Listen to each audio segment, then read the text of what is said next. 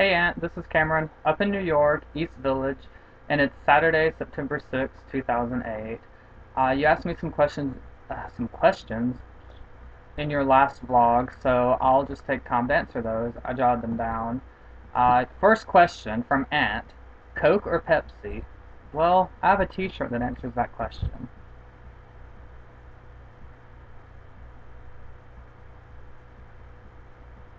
Enough said.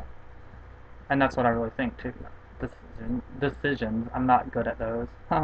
Okay, question number two. What do you think of Cyndi Lauper? Well, I think Cyndi Lauper's okay. I like a lot of her songs, mostly stuff that she did in the 80s when in her heyday. I think she probably still releases decent music. She definitely has an interesting voice, and she's talented. So I like Cyndi Lauper. Don't really think about her a lot. I do have some of her songs on my iTunes, so yeah, go Cyndi Lauper. Question number three from Anthony. What writing are you doing? What's next?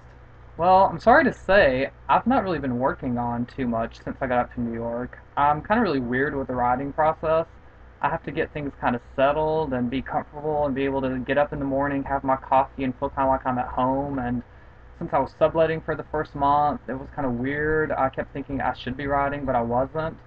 And I've been feeling kind of lost lately in general, and I think that has a lot to do with it because I do feel lost when I'm not writing. I have been blogging and stuff like that, which, that's something. It's fun. I have been itching to continue work on my second book, which is called There's a Fetus in My Drink. I was almost done with it right before I moved up here.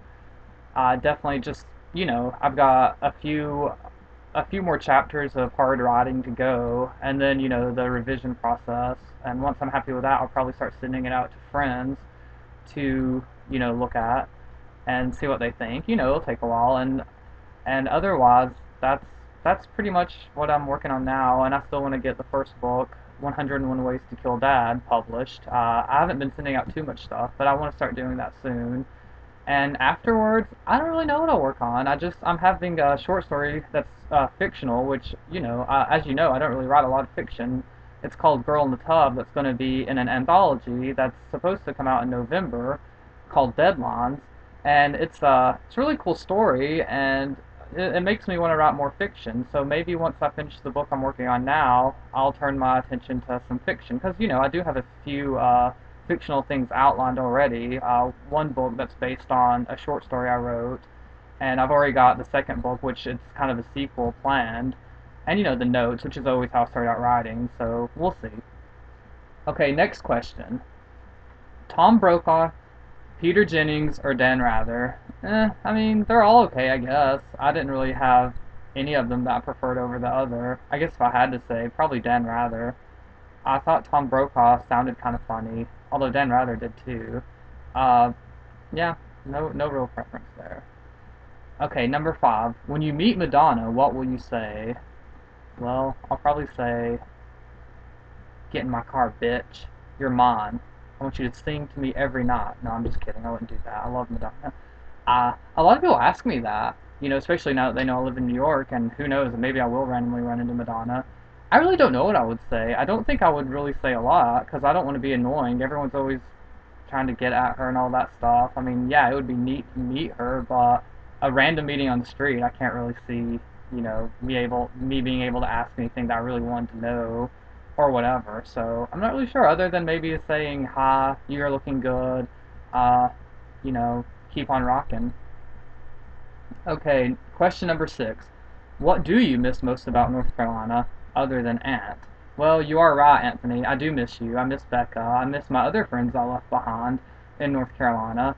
And believe it or not, I kind of missed my job. I don't think I took it for granted, but, I was there for a little over 4 years at Davis Library.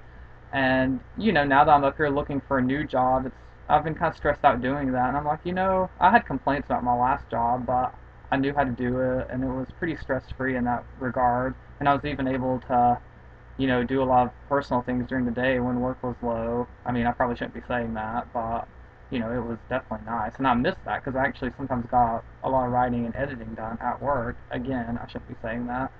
And you know, there's other things I miss about North Carolina. Certain things I like to do in Chapel Hill. I miss having easy access to the coast and to Asheville. Uh, and you know, I actually am appreciating some things about North Carolina more now that I'm gone. But you know, I'm happy to be gone too. I'm sure I'll visit, probably sooner than later. You know, so we'll see.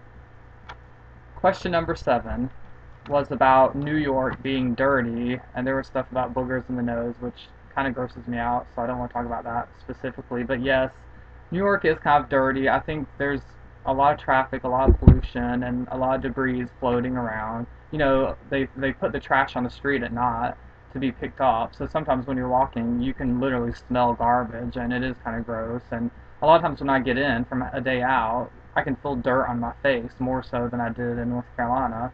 And sometimes I do find myself blowing my nose more. So yeah, I would say that's true.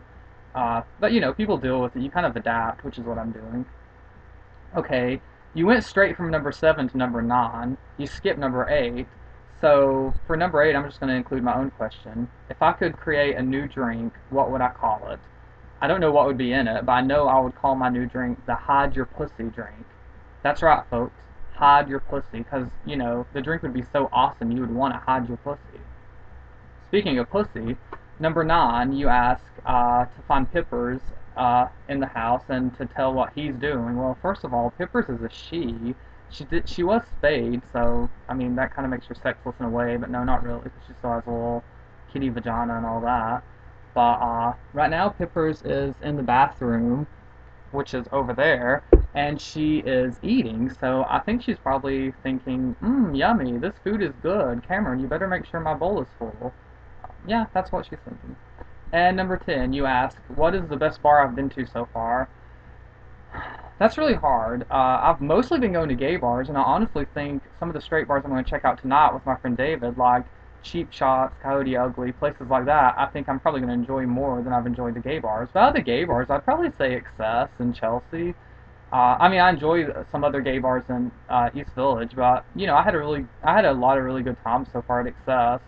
I did karaoke, which was fun. You know, everyone, I can't sing at all, can't carry a tune, but I sang "You're So Vain," and people, you know, that's the type of song that like people might not admit they love, but they do, and like the whole bar was singing along and they loved it, and so I had a really great time.